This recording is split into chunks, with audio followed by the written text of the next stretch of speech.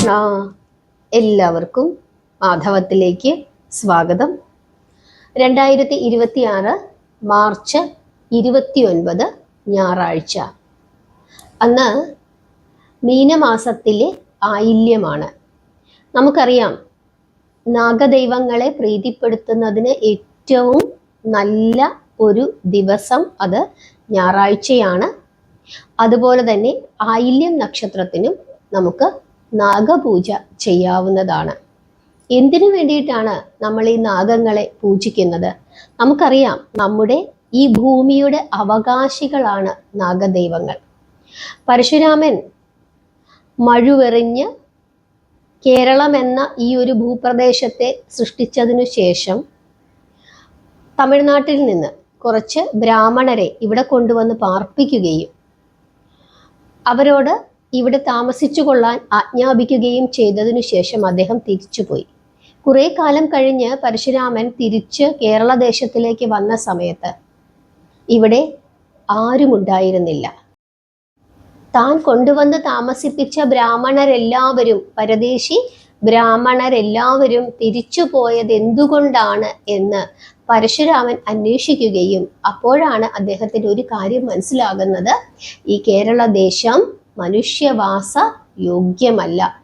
ഇവിടെ പാമ്പുകളുടെ ശല്യമാണ്. അതുകൂടാതെ ഇവിടുത്തെ ജലത്തിനെല്ലാം ലവണരസമുണ്ട്. അത് ഉപയോഗിക്കാനും പാടുള്ളതല്ല, പറ്റില്ല ഉപയോഗിക്കാൻ. കാരണം ഉപ്പു രസമാണ് എന്ന കാര്യമെല്ലാം പരശുരാമൻ ആ സമയത്താണ് അറിയുന്നത്. അതിനുവേണ്ടി അദ്ദേഹം ഈ ഒരു പ്രശ്നം മാറുന്നതിന് വേണ്ടി പരശുരാമൻ കൈലാസത്തിൽ പോയി തപസ്സു ചെയ്തു എന്നും മഹാദേവൻ പ്രത്യക്ഷപ്പെട്ടു എന്നും മഹാദേവന്റെ ഉപദേശപ്രകാരം വാസുകിയെ തപസ്സു ചെയ്തു എന്നുമാണ് വിശ്വാസം. അങ്ങനെ നാഗരാജാവിൻ്റെ അനുഗ്രഹപ്രകാരം ഇവിടെ മനുഷ്യയോഗ്യമായി തീർന്നു എന്നാണ് വിശ്വാസം. ആ സമയത്ത് നാഗരാജാവ് കുറച്ച് കാര്യങ്ങളൊക്കെ പരശുരാമനെ പറഞ്ഞ് ഏൽപ്പിച്ചിരുന്നു. അതായത്, ഇവിടുത്തെ ജലത്തിൻ്റെ ഉപ്പുരസമെല്ലാം മാറ്റിക്കൊടുക്കാം, പക്ഷേ ഓരോ വീടുകളായി ഓരോരുത്തരും ഇവിടെ വീടുകൾ വെച്ച് താമസിക്കുകയും ആ വീടുകളോട് ചേർന്ന് ഒരു കാവ് ഉണ്ടാക്കുകയും നാഗങ്ങളെല്ലാം അവിടെ വന്ന് പാർക്കും എന്നും പറഞ്ഞു. നാഗങ്ങളെ പൂജിക്കണമെന്നും നാഗാരാധന ചെയ്യണമെന്നും പറഞ്ഞു. അങ്ങനെ ചെയ്താൽ നാഗങ്ങൾ ഉപദ്രവിക്കുകയില്ല എന്ന് മാത്രമല്ല, അവരുടെ അനുഗ്രഹവും ലഭിക്കും എന്ന് പറഞ്ഞു. അങ്ങനെ പരശുരാമൻ തിരിച്ചു വന്ന് ബ്രാഹ്മണരെ എല്ലാം തിരിച്ച് വിളിച്ചുകൊണ്ട് വന്നു. ആ സമയം ജലമെല്ലാം ശുദ്ധമായി.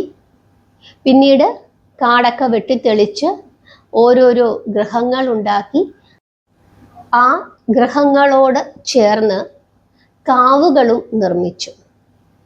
പിന്നീട് ഓരോ കുടുംബക്കാരും അവരുടെ പരദേവതയായി കണ്ടുകൊണ്ട് ആ നാഗരെ പ്രാർത്ഥിക്കുവാനും അവർക്ക് വേണ്ട പൂജകൾ ചെയ്യാനും തുടങ്ങി. അങ്ങനെ അതായത് ഈ നാഗര് അവരുടെ കുടുംബത്തിന് വേണ്ടിയിട്ടുള്ള എല്ലാ ഐശ്വര്യങ്ങളും പ്രദാനം ചെയ്യുകയും ചെയ്തു. അതായത് ഓരോ വീട്ടുകാരും അവരുടെ കുടുംബ ദേവതകളായി നാഗരെ കണ്ടു. ആ കുടുംബക്കാർക്ക് വേണ്ടിയിട്ടുള്ള സകല ഐശ്വര്യങ്ങളും നാഗദൈവങ്ങൾ കൊടുക്കാനും തുടങ്ങി. പിന്നീട് ഇപ്പോഴത്തെ ഒരു പരിഷ്കാരം വന്ന സമയത്ത് ഇതിനോടൊന്നും വലിയ താല്പര്യം മനുഷ്യർക്കൊന്നും ഉണ്ടാകാതെ ഇരിക്കുകയും കാവുകളൊക്കെ വെട്ടി നശിപ്പിക്കുവാനും ഒഴിപ്പിക്കുവാനും തുടങ്ങി. അതിൻ്റെ ഭാഗമായിട്ട് ധാരാളം അനർത്ഥങ്ങൾ ഉണ്ടായിട്ടുണ്ട്. ഇത് കേൾക്കുന്ന നിങ്ങൾക്ക് എല്ലാവർക്കും അങ്ങനെയുള്ള ഏതെങ്കിലുമൊക്കെ കഥകൾ പറയാനായിട്ട് ഉണ്ടാകും. പഴയ വീടുകളൊക്കെ നമ്മൾ നോക്കിക്കഴിഞ്ഞാൽ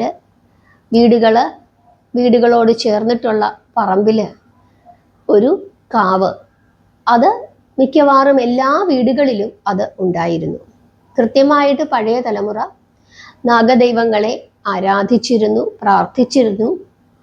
അവർക്ക് വേണ്ടിയിട്ടുള്ള പൂജകളെല്ലാം ചെയ്തു പോന്നിരുന്നു. നമുക്കറിയാം, പഴയ വീടുകളൊക്കെ അവർക്ക് എന്താണ് വരുമാനം?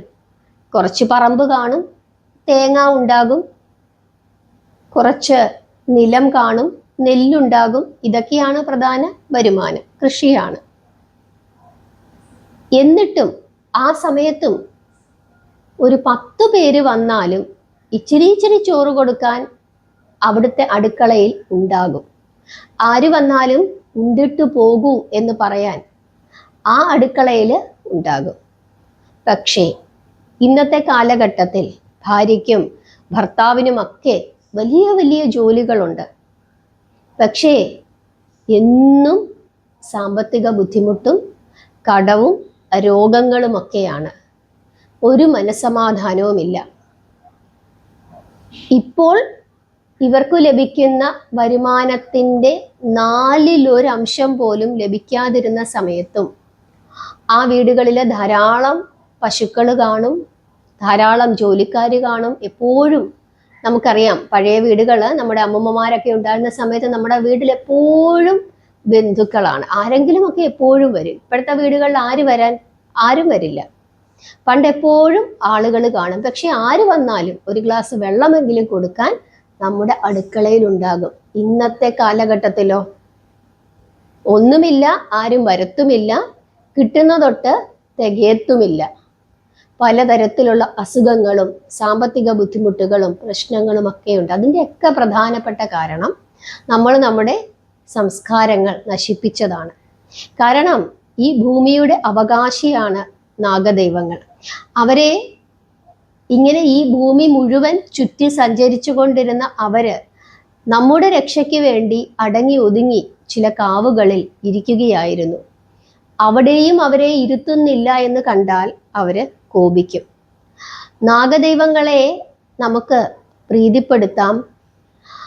അങ്ങനെ പ്രീതിപ്പെടുത്തി കഴിഞ്ഞാൽ അവര് നമുക്ക് എല്ലാ ഐശ്വര്യങ്ങളും പ്രദാനം ചെയ്യും. പ്രത്യേകിച്ച് സമ്പത്ത്, ആരോഗ്യം, സന്താനങ്ങൾ ഇവയൊക്കെ പ്രദാനം ചെയ്യും. പക്ഷേ അവർ പിണങ്ങിയാൽ പിന്നെ അവരെ ഇണക്കാൻ നമ്മളൊന്നും വിചാരിച്ചാൽ പറ്റില്ല. വലിയ പാടാണ്. നമ്മൾ വിചാരിക്കും നാഗദോഷമൊക്കെ ഉണ്ട്, എന്തെങ്കിലുമൊക്കെ പൂജ ചെയ്താൽ ഇവരങ്ങ് ക്ഷമിക്കുമെന്ന് വിചാരിക്കും. ഹിന്ദുമതത്തിലെ എല്ലാ ദേവന്മാരെയും ദേവതകളെയും നമുക്ക് സമാധാനിപ്പിക്കാം. എന്തെങ്കിലുമൊക്കെ പരിഹാരം ചെയ്ത് നമുക്ക് മുമ്പോട്ട് പോകാം. പക്ഷേ നാഗര് പിണങ്ങിയാൽ അവരെ ഇണക്കുക എന്ന് പറയുന്നത് നടക്കില്ല. അങ്ങനെ പെട്ടെന്നൊന്നും അവര് ഇണങ്ങില്ല. പക്ഷെ പിണക്കരുത്. അങ്ങനെ പെട്ടെന്ന് പിണങ്ങത്തുമില്ല. പ്രത്യേകിച്ച് ആ നാഗരുടെ കുടുംബത്തിൽപ്പെട്ട ആളുകളാണെങ്കിൽ അങ്ങനെ പെട്ടെന്നൊന്നും അവർ പിണങ്ങത്തില്ല. പക്ഷേ പിണങ്ങിപ്പോയാൽ തീർന്നു. അവര് നശിപ്പിക്കും. പിന്നെ ഇണക്കുക എന്ന് പറയുന്നത് അത് നടക്കത്തുമില്ല. അങ്ങനെ ഒരു സ്വഭാവം നാഗദേവതകൾക്കുണ്ട്. അതുകൊണ്ട് തന്നെ ഏതെങ്കിലും വിധത്തിലുള്ള നാഗദോഷങ്ങൾ നമുക്കുണ്ടെങ്കിൽ, നമ്മുടെ വീടുകളിൽ പണ്ട് കാവുണ്ടായിരുന്നു, വേണ്ടവണ്ണം നമുക്കത് നോക്കി നടത്താൻ പറ്റിയില്ല അങ്ങനെയുള്ള ആളുകൾ, അല്ലെങ്കിൽ കാവ് ഒഴിപ്പിച്ചിട്ടുള്ള ആളുകൾ. ചിലർ പറയും വിദ്യാവണ്ണം ഞങ്ങൾ കാവൊക്കെ ഒഴിപ്പിച്ചു എന്ന് പറയും. പക്ഷെ ഒരു കാര്യം ആലോചിക്കണം. നമ്മൾ നമ്മുടെ വീട്ടിൽ വളരെ സന്തോഷത്തോടു കൂടി നമ്മൾ നമ്മുടെ വീട്ടിൽ ഇങ്ങനെ താമസിച്ചു കൊണ്ടിരിക്കുന്ന സമയത്ത് ഒരു ദിവസം വന്നിട്ട് പറയുകയാണ്, ഇനി മുതൽ ഇവിടെ താമസിക്കേണ്ട, വേറൊരു സ്ഥലത്ത് പോയി താമസിക്കാം എന്ന് പറഞ്ഞിട്ട് അവിടേക്ക് നമ്മളെ ബലം പ്രയോഗിച്ച് കൊണ്ടുപോവുകയാണ്. പുതിയ അന്തരീക്ഷം, പുതിയ ആളുകൾ. പെട്ടെന്നൊന്നും നമുക്ക് ആ അന്തരീക്ഷത്തിനോട് ഇണങ്ങിച്ചേരാൻ പറ്റില്ല. കാരണം ഇവിടെ ഇവര് വളരെ സമാധാനമായി സന്തോഷത്തോടു കൂടി താമസിച്ചു കൊണ്ടിരുന്ന അവരെയാണ് ഒരു പക്ഷേ അവർക്ക് ഇഷ്ടമില്ലാത്ത ആളുകളുടെ അടുക്കലേക്കായിരിക്കും നമ്മൾ നിർബന്ധപൂർവ്വം കൊണ്ടുപോകുന്നത്. അപ്പൊ അതിൻ്റെ ഒരു മനപ്രയാസം അവർ എപ്പോഴും കാണിക്കും. അപ്പൊ അതുകൊണ്ട് നിങ്ങളുടെ വീടുകളിൽ കാവ് ഒഴിപ്പിച്ചിട്ടുണ്ടെങ്കിലോ വിദ്യാവണ്ണം പൂജ ചെയ്യാൻ പറ്റാത്ത ആളുകളാണെങ്കിലോ സാമ്പത്തിക ദുഃഖം, സന്താന ദുഃഖം, കുട്ടികൾ ഉണ്ടാകാത്ത അവസ്ഥ, മാറാരോഗങ്ങൾ, ത്വക്ക് രോഗങ്ങൾ, കണ്ണിന് അസുഖം, വെള്ളപ്പാണ്ട് പോലെയുള്ള അസുഖങ്ങൾ, ഇങ്ങനെയൊക്കെയുള്ള ആളുകൾ, കടം കൊണ്ട് ബുദ്ധിമുട്ടുന്ന ആളുകൾ, ജീവിതത്തിൽ സമാധാനമില്ലാത്ത ആളുകൾ, അങ്ങനെ ആരെങ്കിലുമൊക്കെ ഉണ്ടെങ്കിൽ നാഗദേവതയെ പ്രീതിപ്പെടുത്തണം. അവർക്ക് പ്രീതികരങ്ങളായ കാര്യങ്ങൾ ചെയ്യണം. നമ്മൾ വിചാരിക്കും കാവയ്ക്ക് അങ്ങ് ഒഴിപ്പിക്കാം, വളരെ എളുപ്പമാണ്, അവർ പൊക്കോളും എന്നൊക്കെ വിചാരിക്കും. അവർ പോകുമായിരിക്കും, പക്ഷേ അവരുടെ മനസ്സ് വേദനിച്ചിട്ടായിരിക്കും അവർ അവിടെ നിന്നും പോകുന്നത്. അപ്പം ആ വേദന ശമിപ്പിക്കേണ്ടത് നമ്മുടെ ഉത്തരവാദിത്തമാണ്. നിങ്ങൾ എവിടേക്കാണോ ആ നാഗങ്ങളെ ഒഴിപ്പിച്ചത് ആ സ്ഥലത്തേക്ക് എല്ലാ വർഷവും ഒന്ന് പോവുക, പ്രാർത്ഥിക്കുക, അവർക്ക് വേണ്ടിയിട്ടുള്ള കാര്യങ്ങൾ ചെയ്യുക. അന്യരായി കണക്കാക്കാതിരിക്കുക. നമ്മളെ പോലെ തന്നെയാണ്, ആ ഭൂമിയുടെ അവകാശികളാണ് അവർ. അപ്പം ആ കാര്യം പ്രത്യേകമായിട്ടൊന്ന് ശ്രദ്ധിക്കുക.